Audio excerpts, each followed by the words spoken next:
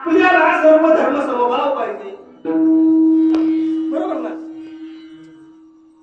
आणि म्हणून खऱ्या अर्थानं आज आपली तरुणाई आपल्या किती तरुणांना माहिती की आपला धर्म कोणता आहे? किती जणांना माहिती आहे कोणता आहे धर्म कोणता?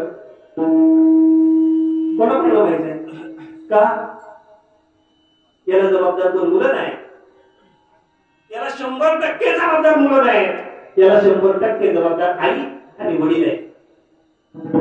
कारण आपण आपल्या मुलांवर संस्कार करण्यासाठी कुठेतरी कमी पडतोय आणि म्हणून खऱ्या अर्थानं आपले पुढे या ठिकाणी व्हायला झाले. आज आपण रडतोय कधी?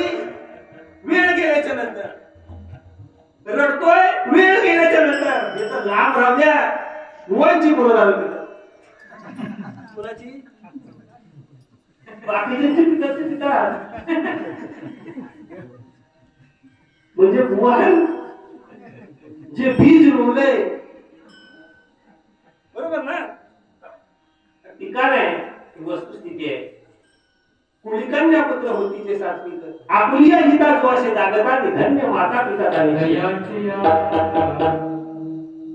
आज पोरं नाचतात, कुठे नाचतात याचा आपण विचार करायला पाहिजे. कुठे आपण काय करतोय, आपण काय कमी पडतोय.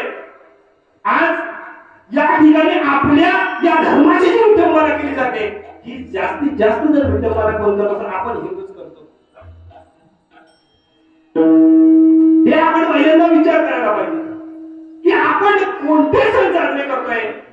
आता ही गाणी लावल्याच्या नंतर नाचतात.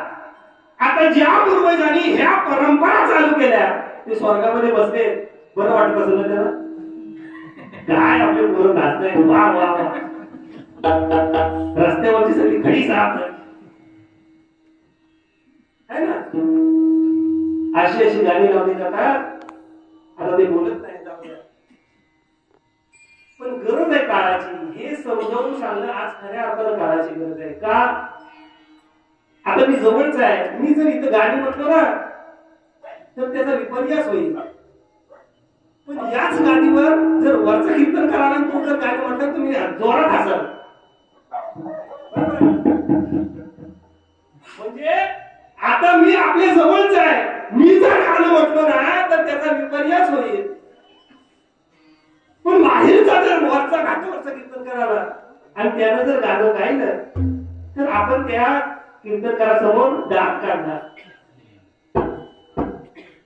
आपल्याला सांगितलेलं पडत नाही. म्हणजे